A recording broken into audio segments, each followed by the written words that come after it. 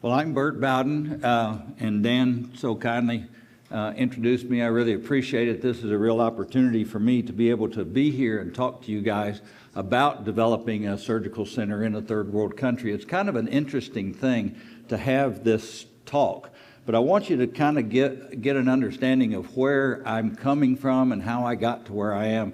I actually started medical missions back in 1998, excuse me, in the Dominican Republic, and was primarily doing oculoplastics there.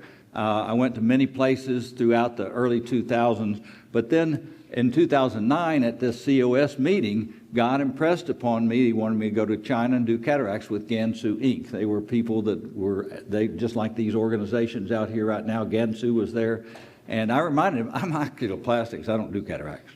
But he said, oh yes you do. And so I figured I would go try it out. Well, I'd always told at oculoplastics for 20 years, because I did my last cataract in 1991 before I went to do oculoplastics. I said, look, I can teach a monkey how to do cataract surgery. It's just repetition. It's just the same kind of thing. But when I went to Mexico, where I'd been to teach them in oculoplastics, I went there. I said, oh, I'll take a couple days. I'll get back my hands for oculoplastics. Well, God really humbled me, because the first case, I didn't have any depth perception. I stabbed the capsule, and by the third case, I was crying. Like Dan was telling the story of crying, literally. I wasn't on the floor, but I had to have people around me, surround me, and pray for me that, oh my gosh, this is a little harder than teaching a monkey how to do this. But it took me actually 5 weeks of going down there to kind of get my hands back to be able to do everything. And then I went to China in 2010 with Gansu Inc. and did 3 months there. We did also several trips after that to Bethlehem, and that's with Dan in 2011, and his daughter Becca, who he showed a picture of there before. She's going with us next month, actually, with her and her husband are going to us to a place in Guatemala. And so it was really cool to be able to do those kinds of things. But in 2012, Gansu Inc. quit going to China. And so they gave all the supplies and equipment to Guatemala and to the Philippines. So in 2013, I went to El Faro. El Faro is a place in Guatemala. We did surgery with CBN, the Christian Broadcast Network, and we were using the Gansu Inc. equipment. And there, for the first time, I really felt the Holy Spirit saying, this is the place I want you to serve.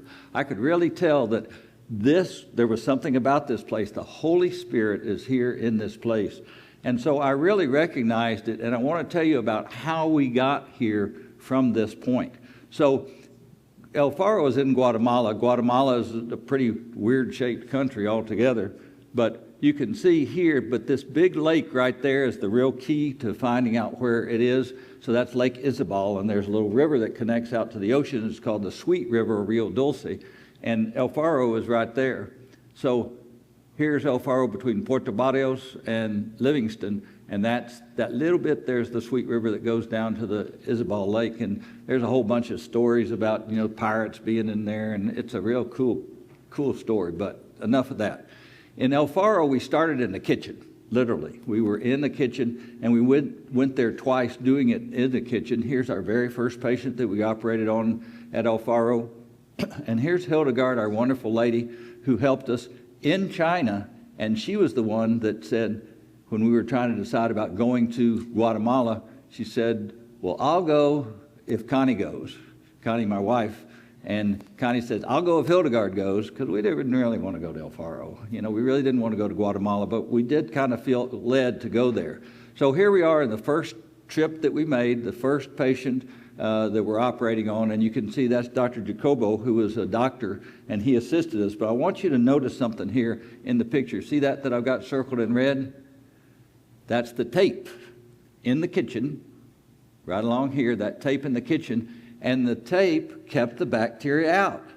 You see, that's the sterile field, and the other side is non-sterile. So that's what we used there, and Dan will tell you, you can do surgery anywhere if you can keep the eye sterile. So, he talks about working in open house, cows pooping out there, flies everywhere. You can do it.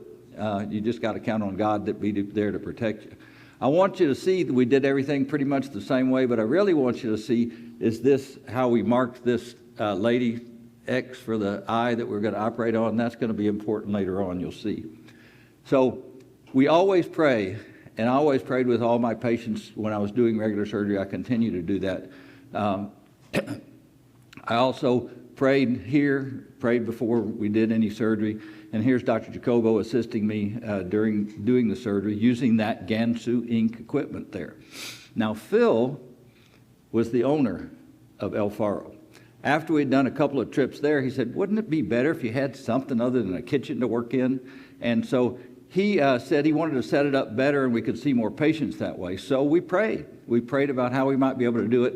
And he got an architect and he designed the OR. It went crazy, which is all for the good thing. So in December 2015, all the plans were done and we finished the surgery center in 2016. This is a picture of Phil. I want you to see him just because he's the guy right here that's at the center and had the heart for this.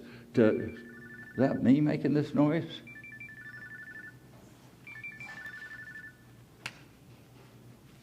Okay, I guess it stopped. So the idea is Phil had this great idea. He wanted to enlarge the place. He wanted it to be more open to people and give more opportunities for us to provide surgery. So here's the designs. I want you to see here just a couple things that, put these lights in. We didn't necessarily need surgical lamps because we wanted a lot of very bright light there. And that's what we used. We can turn them off for cataract surgery, but we put windows in so that you could see. Let me back up just a little bit. The windows here so the patients could look in and watch their family getting surgery and stuff like that. Also gave us we're not stuck in a dark room all day long. But we had some real original designs, and one of the things that they even put in there was all the plugs and stuff like that. Well, the plugs were supposed to go on the floor, but they couldn't put them on the floor, so you'll see why later on. But here's what it looked like when we finished up. This is the surgery center at El Faro as it was when it was first designed. And you can see it's actually in this picture here, you can see it actually has this part up at the top, and that's where we have a bodega, a storage area, a little warehouse up there that we could use. And so that's where we store stuff, and we still continue to this day. So that's what it looked like. Here's our first patient, and that's Hildegard, faithful Hildegard, Connie, and me. There we go. We're seeing the first patient. We got our little clamp-on microscope from India. We didn't have anything else there at the time that we could use. And this is Dario. Dario here is the optometrist. I'll tell you more about him in a second. Connie's friend, Connie, another Connie. And that was there on the first patient, first day. First trip, this was one of the men that received Christ, because afterwards, after we do the surgery, the next day we'll tell them how to take care of their eyes, and then we tell them how to take care of their heart. Because we share with them the gospel, and this is one of the men that prayed to receive Christ during that first trip. So the place is the size of like 3 ORs. It's really big inside, so we could do 3 surgeries, and I'll show you later on how we set that up. We had 2 microscopes where all that we thought we'd be able to do, we'd be able to send a container with the microscope, and Dr. Gold donated one, as a matter of fact. So we sent all these supplies, we put them all together, and I drove a truck from Huntsville, Alabama, up to Chicago, where Phil lived, and he put it with some other stuff, and we sent all these different things. Notice there's an ice machine there. I'm an ice snob, so I sent a really nice ice machine down there. And then here's the new microscope that we were sending down. And then lots and lots of shelving and things like that to store things. Here's the shelving here. Here's the forklift I was driving around, putting stuff onto the truck. I got all kinds of different opportunities to learn how to do different things. Just lots and lots of equipment that was going down there. So the next trip, we had 2 docs. After that, Dr. Bobby Brown, he came from Clemson, and he came, and it was a much larger team. And we started, though, before we did that, by standing on the promises. So I want you to understand what that means. So here we wrote on the ground our favorite verses.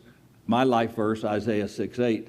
Then I heard the voice of the Lord calling, and I said, who shall I send? And I said, here I am, send me. Connie wrote hers. Hers is Matthew 6:33. And it says, seek ye first his kingdom and righteousness, and all things will be granted unto you. It's in different versions, in different ways. But that's the idea. This is Dario. Dario, I don't know if you can read that, but the word there is gracias. His first word was gracias, and he was saying, thank you, Lord, for this place, because this is the place I've been praying for 30 years. He really had been praying for 30 years because he had been there as an optometrist in Guatemala, in Puerto Barrios, and occasionally he could take care of a couple of people because he had a friend that lived down the way, and they'd take care of one or two patients that had a bad cataract. But this was a chance now to change these people's lives through his 30 years of prayer. And that's what he wrote on there. Thank you, Lord. Thank you for this opportunity. So here we are. You can see the setup. We've got the 2 microscopes going, the chairs. These are actually 2 of Dario's old exam chairs that he had that we used. And so we had everything all set up now to do the surgery. Second trip, here's the second guy that prayed to receive Jesus. And so that's one of the things that's neat about this. It's not we're going to do cataract surgery. We're there to share the gospel. And by the way, we're doing a little cataract surgery. That's kind of the idea that you've got to understand. That's what it's all about. Here for this, here for any mission you do. And I want you to understand that everything we do is there's a purpose behind it. So here we are on the getting people ready. This is Susie, Dario's wife, and she's putting in drops there. But the other thing is I want you to notice, now this is from a later picture, but I want you to notice these shoes here. These are purple socks. Actually, we got those from MAP International. I'll tell you about some of these places you can get things from, but the purple socks became a real way of telling the patients, this is something that I want you to have. We put those socks on them. We wash their feet, okay? So as we put the socks on, we're doing it we don't let them do it. We purposefully put those socks on there for them. Just another picture to show that. We also, as we're measuring them, now I want you to see there's a difference. Can you see on her forehead there? Now we've got a cross because we're working under the cross is where we are. We're working under the cross of Jesus as we're doing their surgery. So we chose specifically to put a cross there instead of an X. The first time I showed you that X, but I want you to see the cross now. So El Faro continued to grow. In January 2018, we started having some M6 training there, and Dan Gold and I were instructors, and Laura, who's here, came as the first, and we started the Golden Flashlight Society. And you go, what in the world is that? Well, here's the group that's there, and I want you to see, there's Chelsea. Remember Dan's story about Chelsea?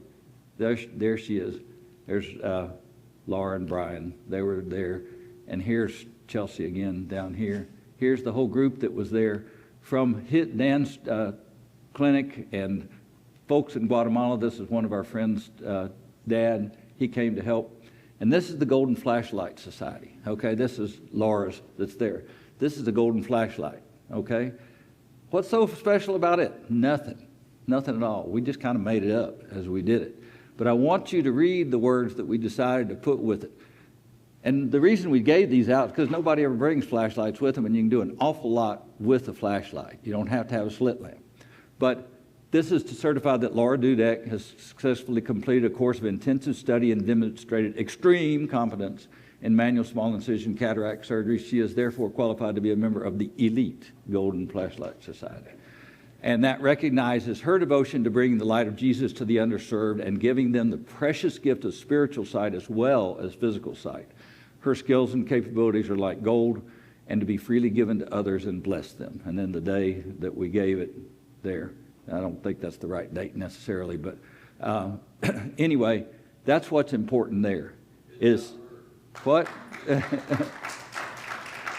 So we're recognizing that we're there spreading the gospel. That's what it's all about. And so the little tiny flashlight is not that important. Now, Tim Todd is a member of the Golden Flashlight Society, and I think he has that on his CV. You know, it's not it's not important, but it's kind of cool. But anyway, let me tell you about how we do things and continued. Right after that, we came back home and we had to have a packing party. Well, we have packing parties where we'd gather everybody together from our church, from our family, other things like that, and we would pack all the supplies. We would take out the things out of the, take the bottles out of the boxes and store them. Here's our pastor. He's packing up bags and stuff of different cannulas and things to use during surgery.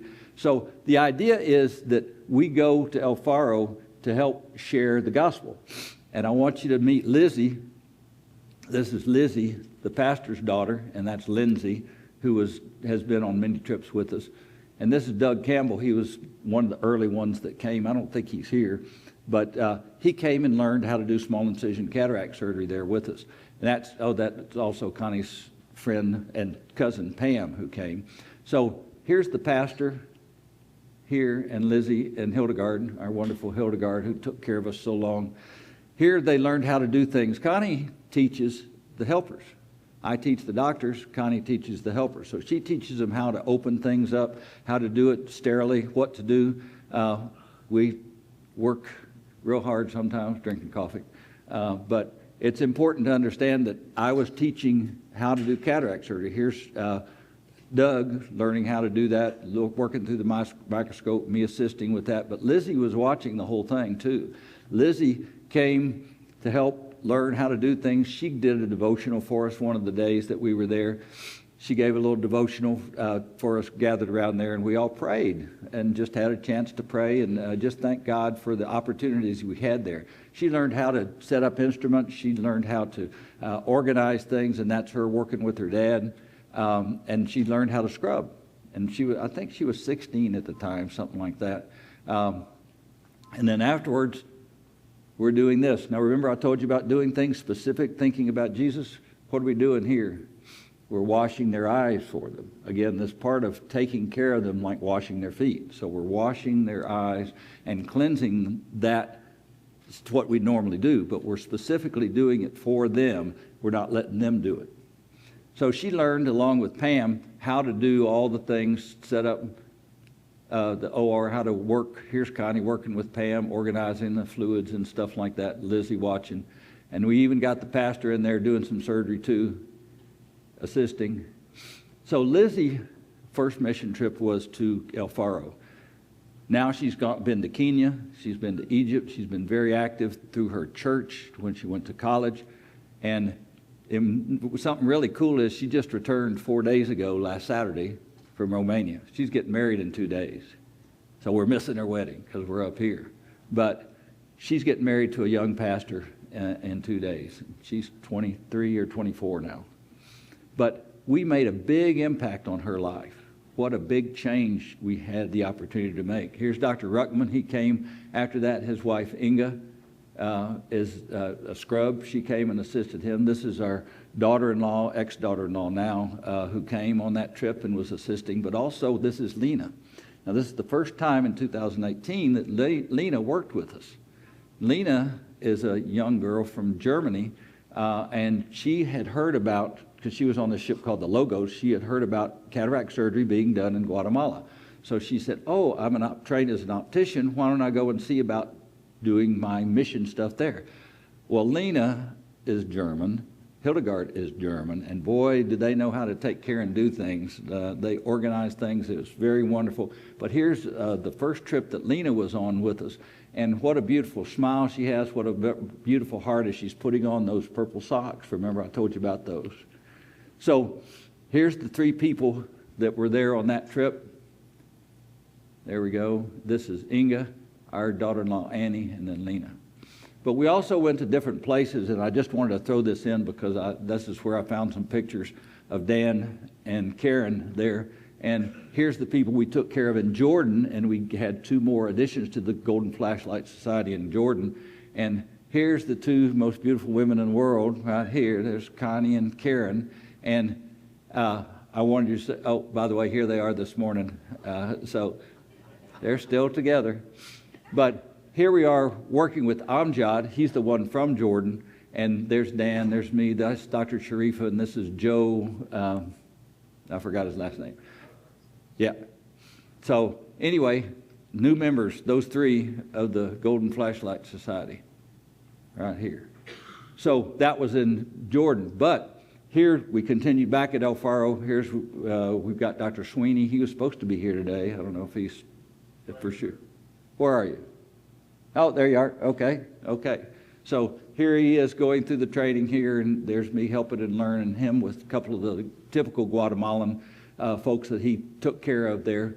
Here's Lena and Hildegard, the two German folks, two German ladies there that really helped us out so much. Here's one of the first things I want to teach you. We don't have a method for an inventory. Here's our inventory. Here's the things we need. Okay, so it took us a while to kind of figure out, we're taking pictures of the things, and then we look at and sometimes we forget to look at the picture until later of what do we need. We did have a chance, though, to always get together at El Faro afterwards and have ice cream or do other things at the little tienda that's nearby.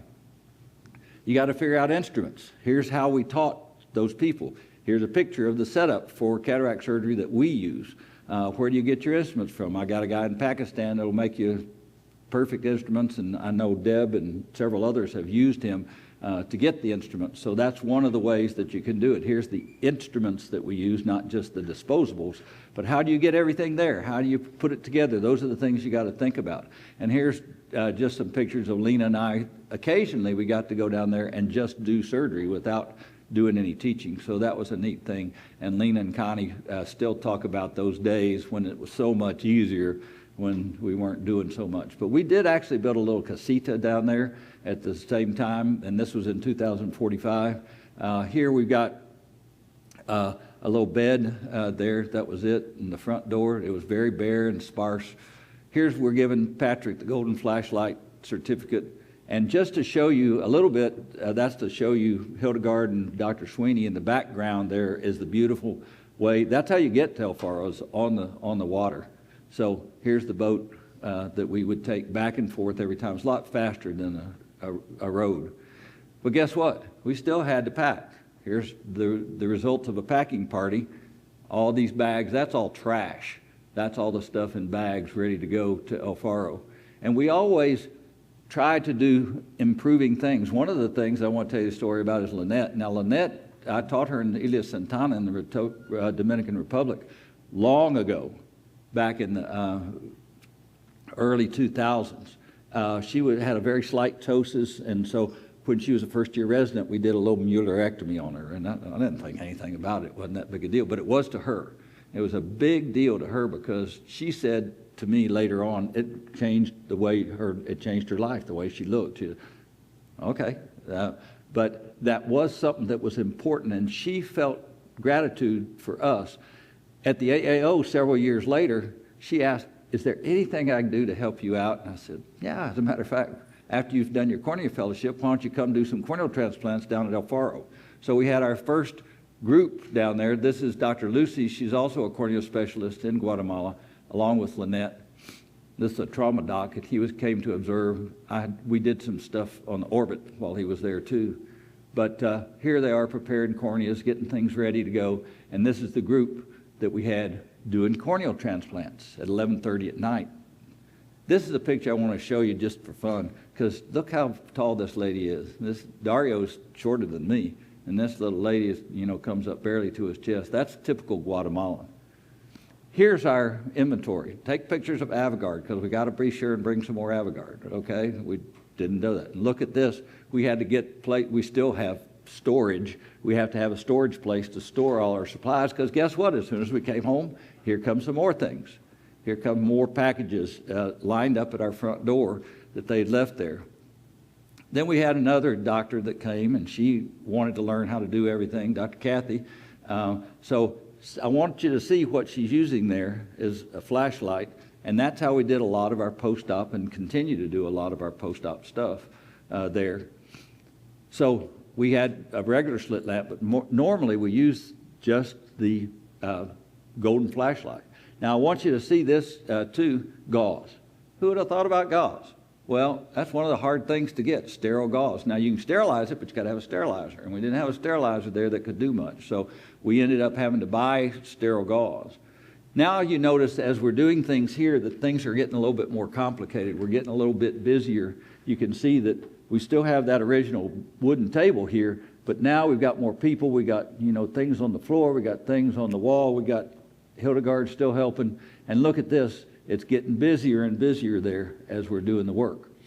So I want you to see here, there's Dr. Kathy again doing the post-op, and Lindsay, for I think her third time, came for that.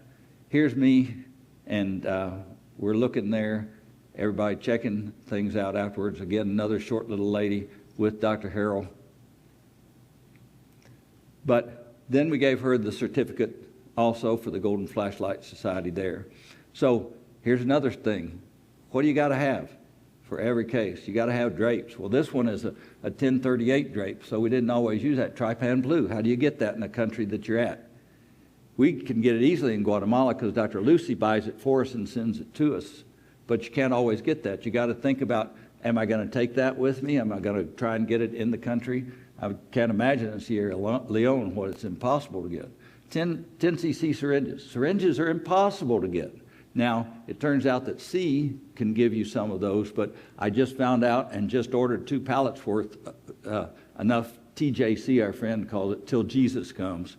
We have enough syringes now, we think, to supply us. We got 2 pallets of 1, 3, 5, and 10 syringes that I ordered through Heart to Heart, and they're a place I'll show you. What about these? Here it is, silly cannulas, different size cannulas. You got to have the right size cannula. And all of this is part of developing a center, what you're going to use and how you're going to use it. You got to be thinking of these. What about these blue towels? We use these to lay on the tables for Mayo stand covers, and we also use them occasionally for other drapes. We cut them out of 1050 drapes. Lena, who also not only was an optician, was also a seamstress. She's got her scissors in there going, cutting these things up into just the right size for us so that we can use them.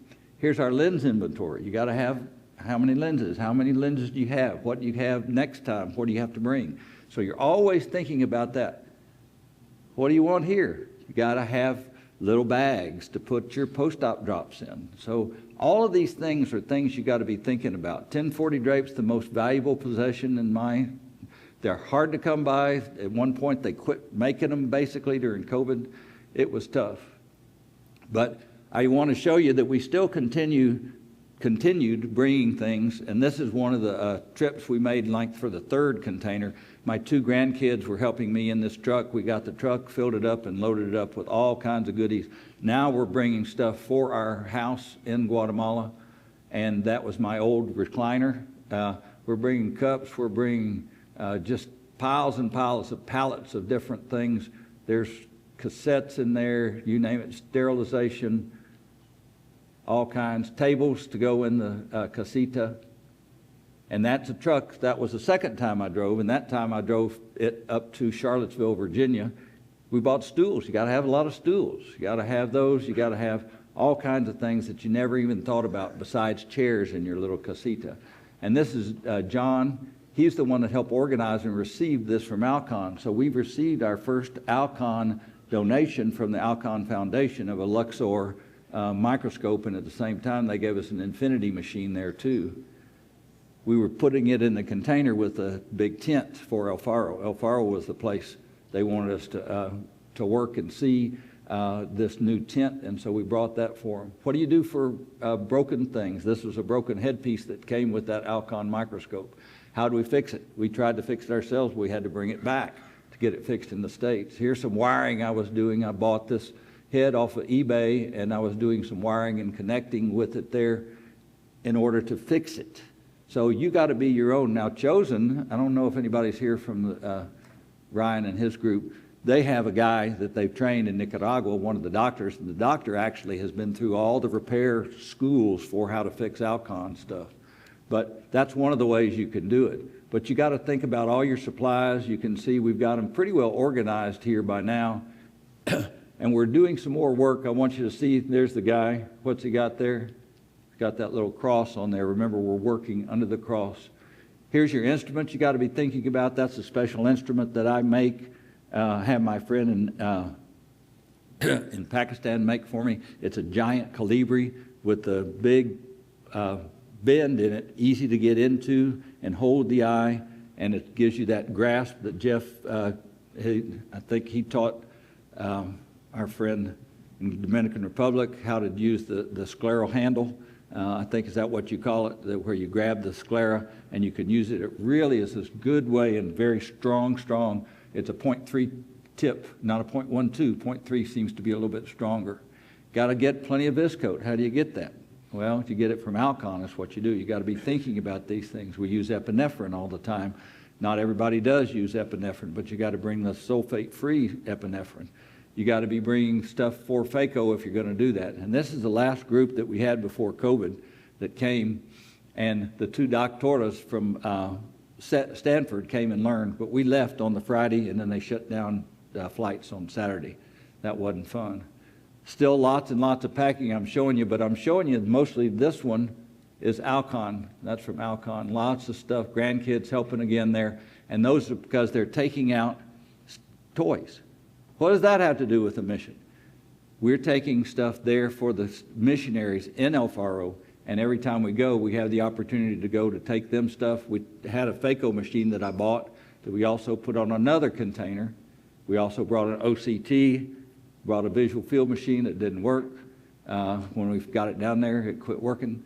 Got a lot of laureate cassettes, whole bunch of cassettes that we have down there, but the laureate machine's broken now. So what do? We've got it replaced through Alcon. I'll tell you more. But you got to be thinking about now, what are you going to do? We're doing some retina stuff. So some laser probes, but epinephrine, lidocaine, bupivacaine. Where do you get those? Get it from AmeriCares. That's where they have it, and it's very readily available from them. And so we bring that. You got to have it with it or without epinephrine. You can get it or you can buy it. One of the things I want you to see is that expired. You got to think about that. Many places won't let you bring in expired medicine. In Guatemala, we bring it in through Honduras. They don't care. Then we just bring it on in, and it works fine. So most of the time, we get away with it. Stuff for anesthesia purposes. We do some general anesthesia in the hospital, and we'll trade medicines, like I bring Diprovan, and I'll trade that for the doctor who helps us do the surgery. So there's all kinds of ways that you can do things. This is all the stuff here in the corner in our bedroom for the Amazon folks. This was a Christmas trip that I made. I made a day trip down there to Guatemala, left suitcases, got right back on the flight and came back. And that's what we did. I did almost every year. Look at this. This is one whole trip of supplies that's Connie and me that took that. How did we do it? Because I used to work for Delta. God could only put this together. I used to work for Delta. I got buddies at the Delta counter in Atlanta. Connie and I have taken as many as 14 bags at one time down there. So it's incredible. And this is our garage. Connie fusses all the time. We've always got so much stuff in there. You name it. But look at that. One of the things we brought down, a nice ice cream machine. So we can not only have ice, we got an ice cream machine down there so we could make ice cream for everybody. Just to show you some of the stuff to think about, we bring ENT stuff like this Neomed stuff. We have more shelves that we've put. We've got big deals. We got new wheelchairs. Here's Deb when she was down there with one of the guys that prayed to receive Jesus down there. Deb came, and she, of course, has her own practice that's busy. But the neat thing, I'll show you later on, what's happened as a result of her being there. So the important thing is we do share the gospel. We do have a chance to go and spread the gospel through this afterwards where we do it. Connie, what a blessing. I love these pictures from early on. Here's Dr. Brown and the smile this lady has. And just loving on her by Dario. Again, teaching and sharing. That's one of my favorite pictures of Connie. She's got really good lipstick there, got her hair done right. She's happy. She's happy with that picture. So that was the place. But now, here we are. Just to show you a few more things where we've come. Now we've gotten even further. We're having the opportunity. Here's 3 things we're operating, 3 different stations we're working with. and the whole place is really active. We have the opportunity to go through and do so many different things. We've got an additional bodega now that we built where we're storing all these things. We've got not only this microscope, I'll show a picture of the new one that we got down there. We've got this as an eye lane, which used to be where we stored things.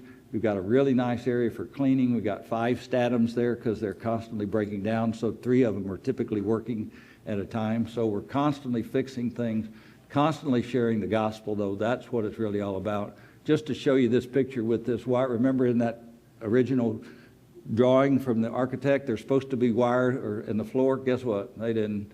They're all hanging down from the ceiling. So that's the way that we supply power. My Valley Lab, my favorite thing there, because I'm oculoplastics, and we do that. There's those purple socks, again, showing you that we're continuing to share the gospel. We're teaching Marie Andre. She was a lady that joined up with us. She taught us how to do things in Guatemala that we needed to do in order to do it correctly for medical. She just had finished medical school. So I just want you to see some of the ways that we're working now. Here we are. I'm trying to get to this picture, just showing you a lot of the activity. We've had 2 families down there. This is Dr. Schallenberg and his family, and Dr. Potts and his family. Lots of kids there in the operating room with us, seeing things. We've got it a lot more organized now. When they came, look at that. Doesn't that look nice and neat? Not like it was before. People organized for us. But the neat thing was that we were able to bring in people that help us a lot. Now here's me. I was doing the blocks almost all by myself on the last, on one of the previous trips. Here's Dr. Recco. He's here with his daughter. Well, this is his daughter Eden, and Mike Rice was his son. We're teaching Deb how to do surgery. She's doing surgery she's teaching me is really what it was on glaucoma. Matt's doing more surgery. So now we've got these 2 people that have been there and invested a lot of time and brought their family along, 4 families that have brought that. And why? I'm not going to be there forever, right? So I need someone to be following up for me and what's going to happen. You got to be thinking through what's going to be happening. Lena and Connie still working there, but this is an important picture to show because this is the chef. The chef is the cook there at El Faro, and that's his wife, who Dr. Deb did surgery on her, on both of her eyes, and put in eye stents and some implants, and just taking care of her glaucoma, which we didn't really have the capability of doing before.